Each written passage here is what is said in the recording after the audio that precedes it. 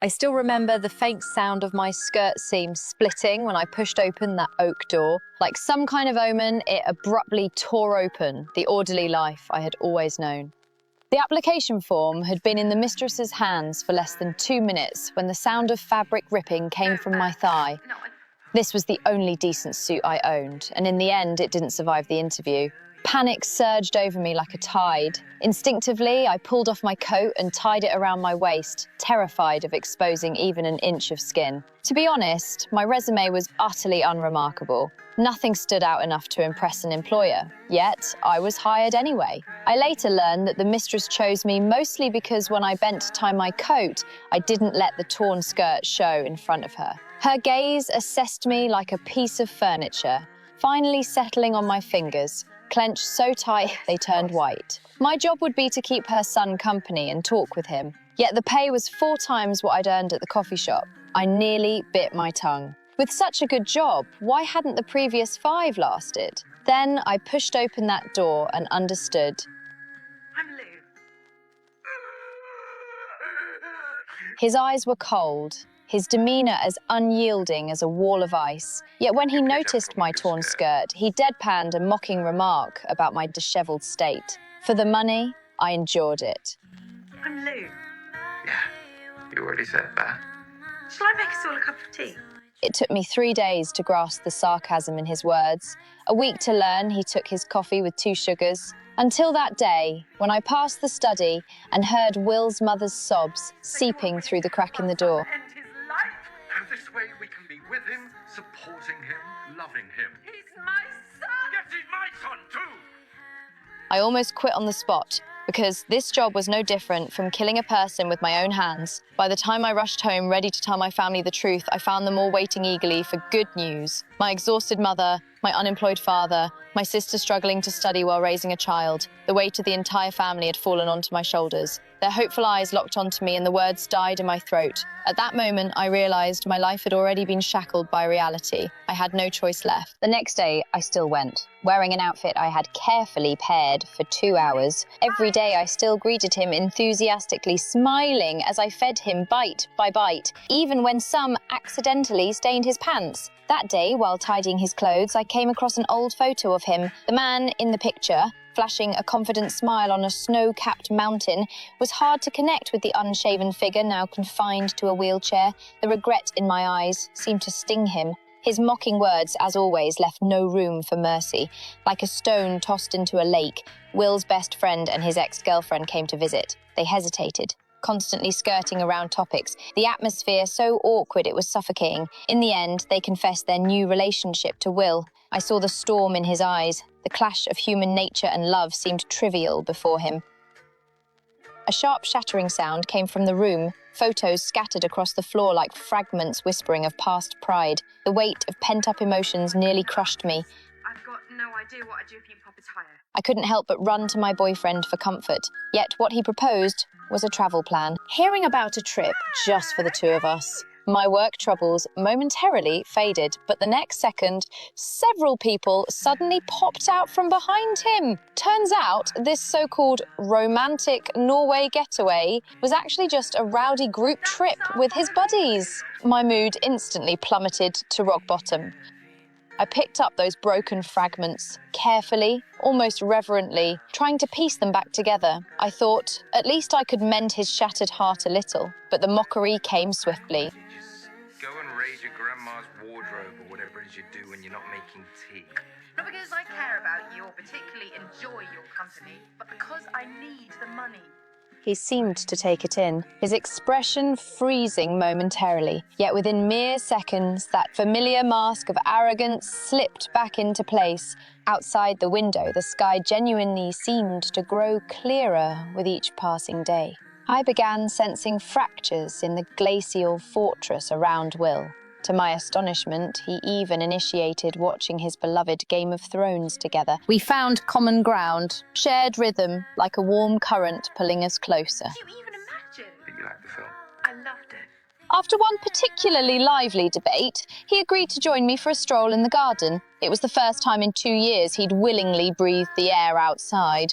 Later, the doctor told me he hadn't seen Will wear such a natural, relaxed smile in ages. Everything seemed so beautiful, so full of promise. But beneath that fragile veneer of progress lurked a fatal peril. His spinal injury left him unable to regulate his body temperature or sweat normally. Even a minor chill could trigger severe pneumonia, a direct threat to his precarious life.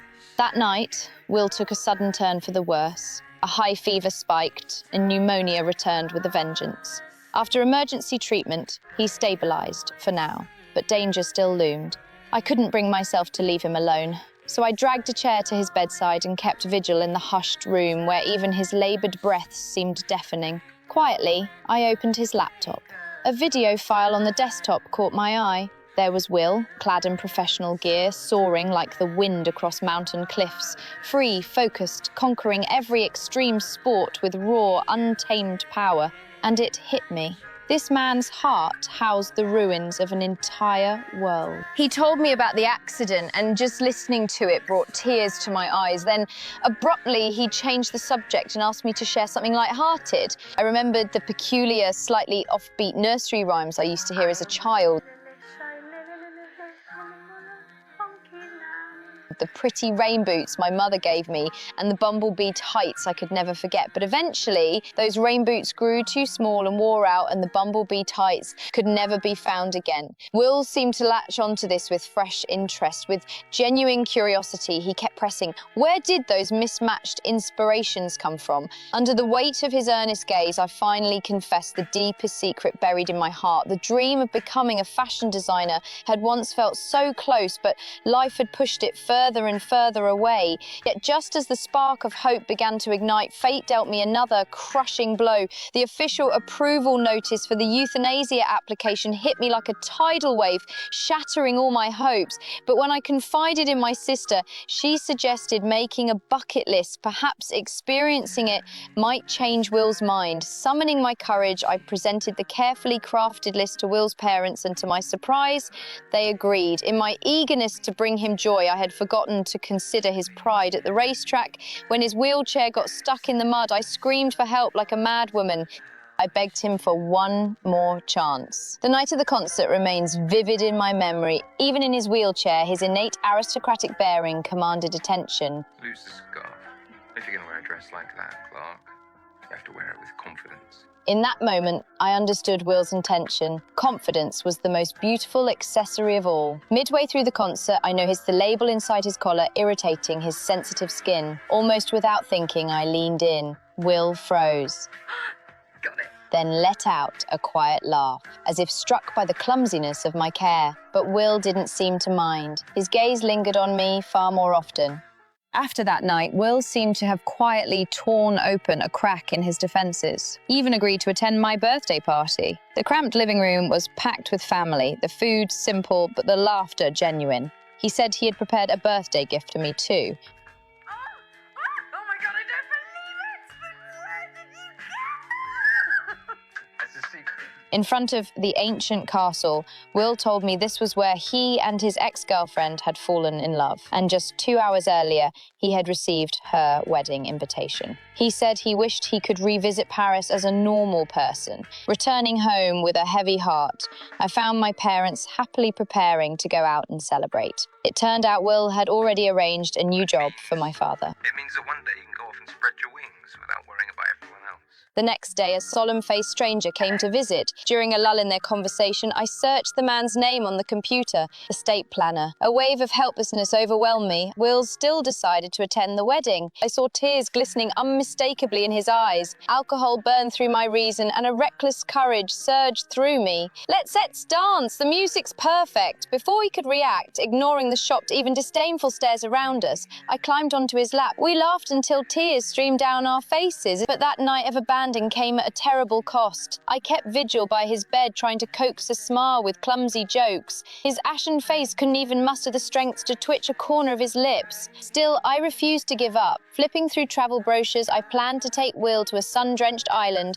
The three of us set foot on Mauritian soil. Even the air tasted like liquid honey. I packed each day's itinerary to the brim, watching his every expression. Then came the night of the sudden storm, thunder cracking. I rushed to close the floor-to-ceiling windows when Will softly stopped me. Stay, just for tonight. We clung to each other like two drifting boats lashed together in the storm. At dawn, sunlight speared through the clouds. Will suddenly pointed to the sapphire waves. When I finally leapt, trembling into the surf, salt water choking my throat, it strangely washed away all my chains, flailing clumsily. That night on the beach, just us two, I danced my newly learned steps with terrible rhythm, making Will laugh. But then his words drifted away with the ocean wind. Come with me. I thought that I was changing your mind. Nothing was ever going to change my mind. I couldn't face the parting, couldn't even meet the trainer's eyes. I returned home and curled up in bed, carving out a fragile sanctuary. My father's calloused palm covered my swollen, tear-drenched eyes. Dad, have I made a huge mistake? You can't change who people are. I mean, what can you do? You love them. The Swiss clinic was quieter than I'd imagined. Will's parents gave us our final moments alone. He asked me to open the window, lifting the strands of hair from his forehead. I lay against his chest, listening to his heart's laboured journey. When my tears soaked through his shirt, he began humming that off-key nursery rhyme. I will end the dish. 6 months later, I sat on a cafe's wicker chair as I tremblingly unfolded Will's letter. Live boldly, Clark. Push yourself. Don't settle. Wear those stripy legs with pride. I don't want you getting sad. Just live well. Just live.